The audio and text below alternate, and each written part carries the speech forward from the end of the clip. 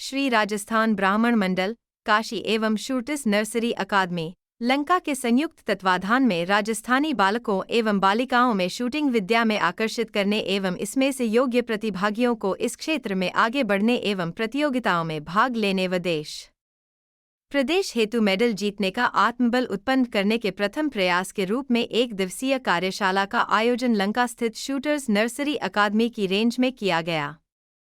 इस कार्यक्रम में बच्चों युवा सहित समाज की मातृशक्ति ने भी उत्साह से भाग लिया।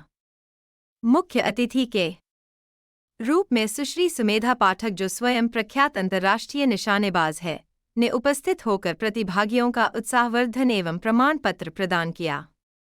श्री संतोष तिवारी, निदेशक शूटर्स नर्सरी अकादमी, ने व्यक्तिगत रुचि प्रदर्शित करते हुए सभागत। जी सर, प्लीज अपना परिचय बताएं।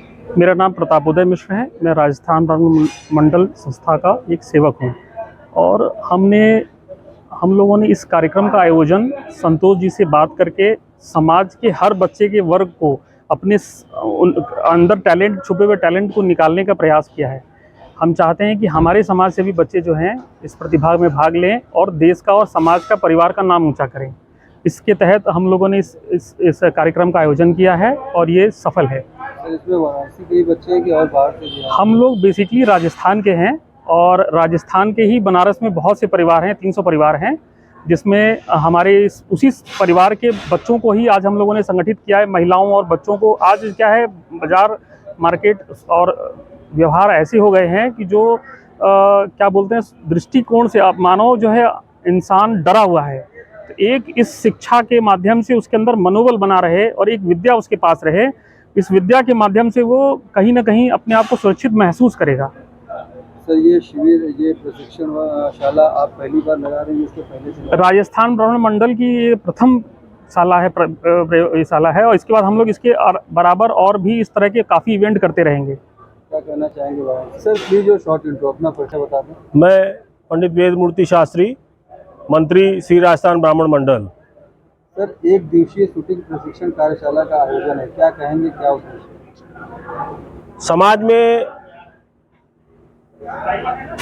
बच्चों को जागरूक करने के लिए और हमारे समाज की विशेषकर महिलाओं और लड़कियों को स्वावलंबी बनाने की सोच को लेकर ये एक दिवसीय शूटिंग प्रशिक्षण कार्यशाला का विचार हम लोगों को मन में आया और उसी मद में आज हम लोगों ने एक दिवसीय ये शूटिंग प्रशिक्षण कार्यशाला shooting nursery academy Santosh ji के नेतृत्व में यहाँ पर आयोजित की है। तो सर, ये प्रतिवर्ष आप लोग करते हैं कि ये इस बार? ये हम लोगों की जो संस्था है उसमें पिछले बार की मीटिंग में ये तय हुआ कि समाज के जो नए बच्चे हैं उनका समाज के प्रति रुझान कैसे बढ़े, इस बात को ध्यान में रखते हुए वर्तमान परिस्थिति के हिसाब से क्या हम लोग नया करके, नया चीज़ आरंभ करके जो उनके भविष्य में भी लाभप्रद हो और अपने आत्मरक्षार्थ वो कुछ सीख भी सके। तो इस प्रकार के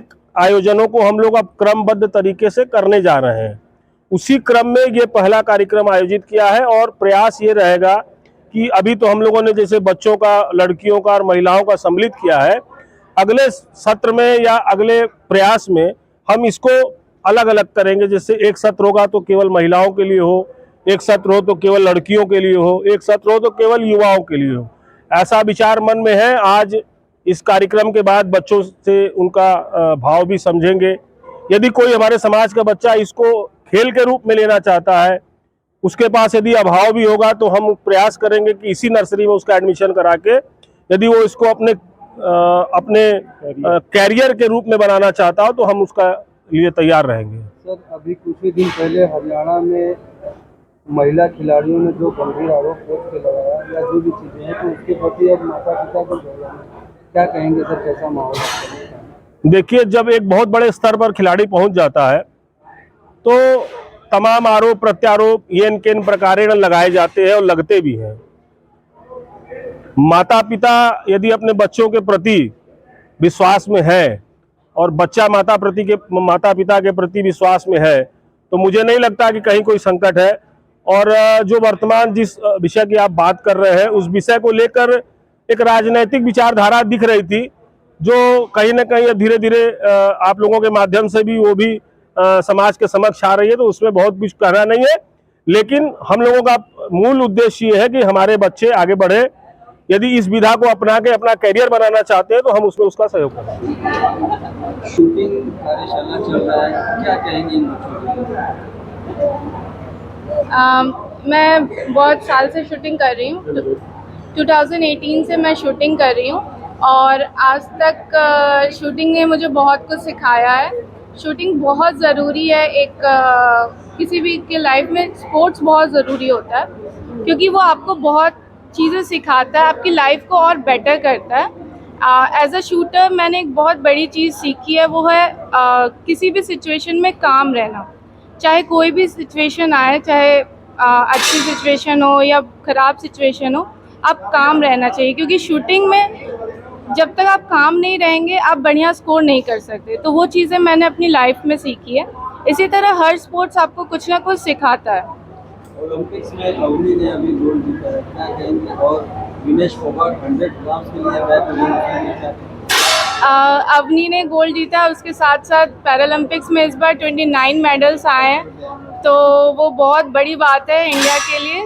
और अवनी के साथ मैं खेलती हूँ, हम लोग साथ में ही खेलते हैं, कभी भी चैम्पियनशिप होता है तो वो बहुत डिटर्मिन रहती है अपने उसके लिए। मतलब जब वो खेलती है, जब शूट करती है, तो सिर्फ और सिर्फ वो शूटिंग पे ही ध्यान देती है, उसको और कुछ नहीं ध्यान रहता।